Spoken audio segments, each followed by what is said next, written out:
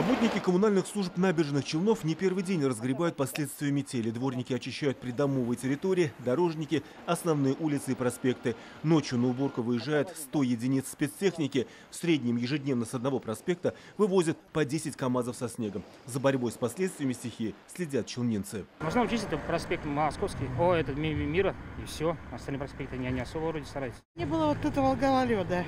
Чем-то поливали, а может быть сейчас говорят, поливать нельзя. Тут частенько чистят, да, проблем тут нет. Ну, бывает, ну не успевают.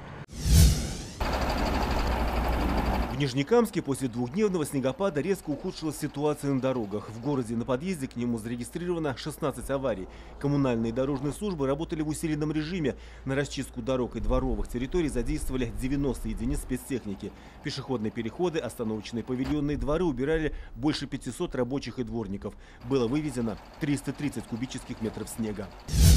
Завалило и Буинск. В первую очередь коммунальщики расширяют на улицах полосы движения.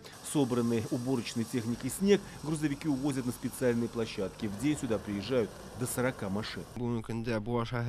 На сегодняшний день в Буинске организованы две площадки для вывоза снега. Одна на Казанском тракте, другая на территории Нижненарадбашского поселения. Территория большая, поэтому мы сюда можем вывезти и весь городской снег. Предприятия и организации также вывозят сюда снег со своих территорий.